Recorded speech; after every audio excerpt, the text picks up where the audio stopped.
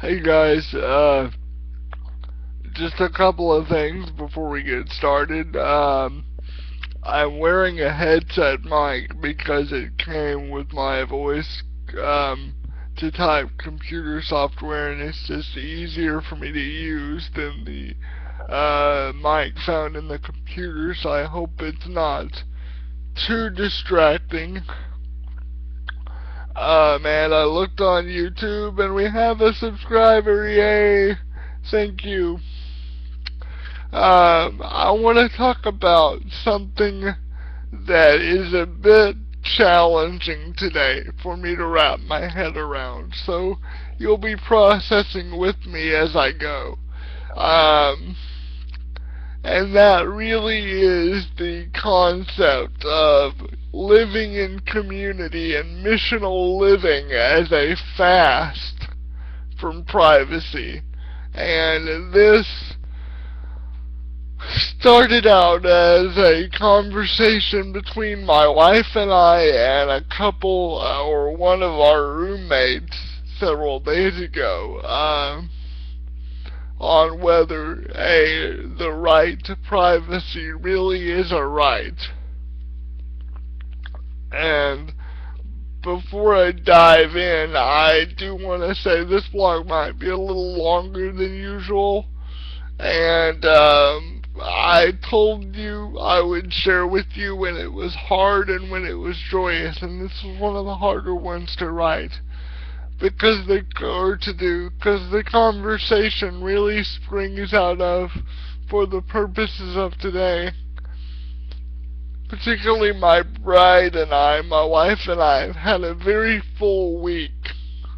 Lisa's took yesterday her comprehensive exams to get her degree from Perkins, and these are the exams that every sacred music student or music student at SMU takes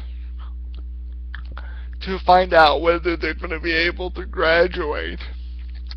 So for the last 3 weeks she's been studying for these, and it really stepped up in intensity because the exam was on Monday. It stepped up in intensity this weekend, and then on top of that, I was volunteering as part of the house at the Wesley Rankin Community Center Friday and Saturday for a few hours, and then she practiced the organ after studying. So a busy weekend, and that leads into a busier week.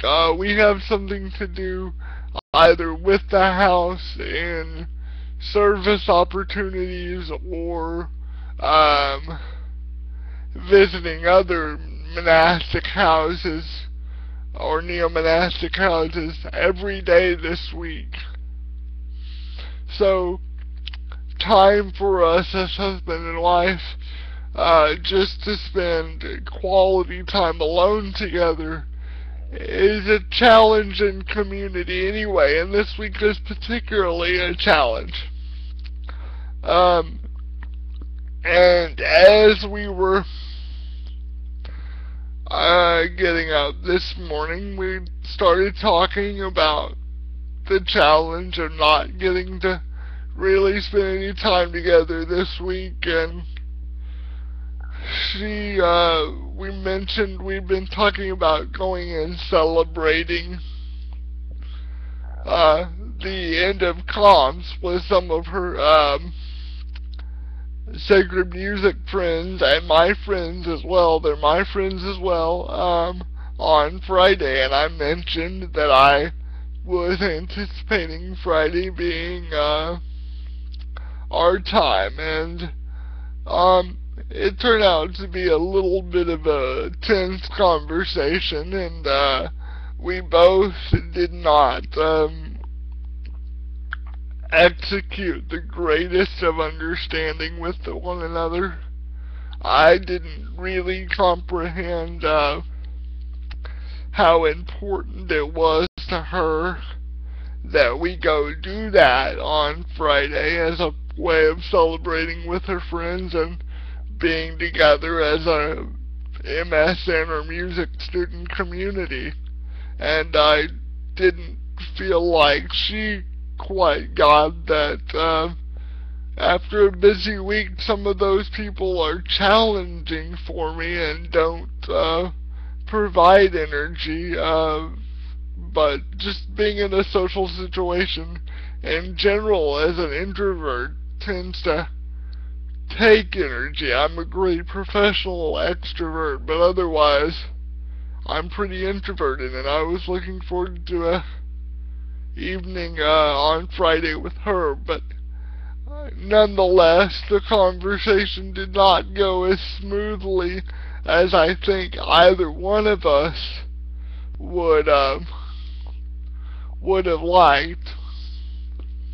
And when those things happen and you're living in community, you can't have those difficult conversations and then go take a breath privately in the other room, because chances are somebody else will be there, another housemate, another friend, somebody you're in relationship will be waiting on you in the other room. So it's very hard to find private space, and when you're frustrated and things like that occur.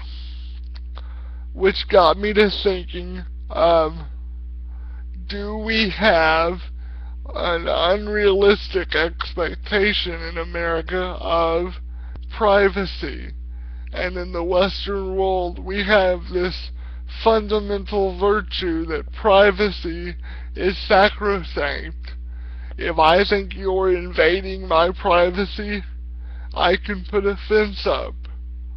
And if worse comes to worst, I can take legal measures against you to ensure my privacy.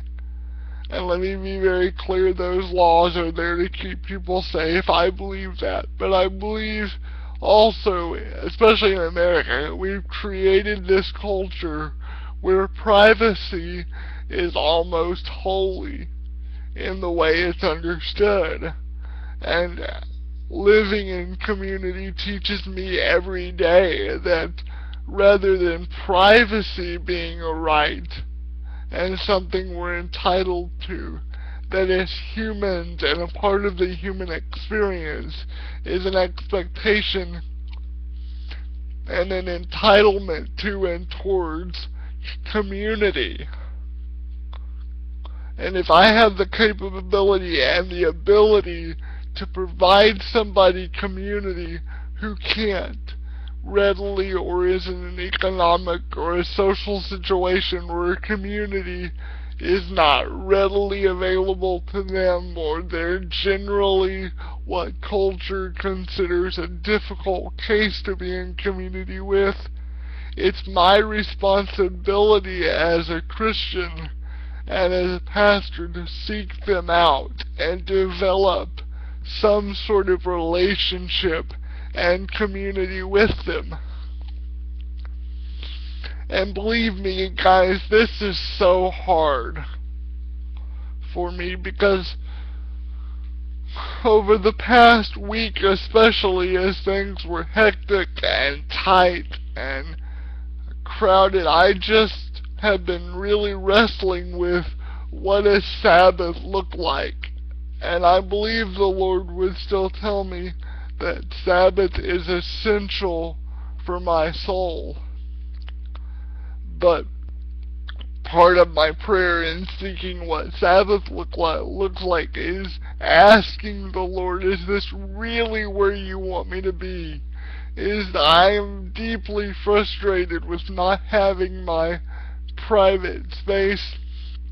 Even when I want to argue with my wife, I can't go take a breather, Lord.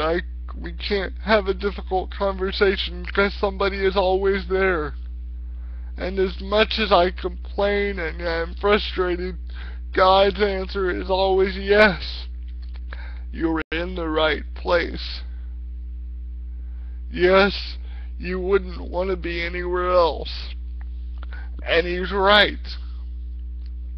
As frustrating as it is, I am coming to see that it is my responsibility living in community to go out and seek those for whom community is not easy to find, and maybe even impossible, and be in community and relationship with them.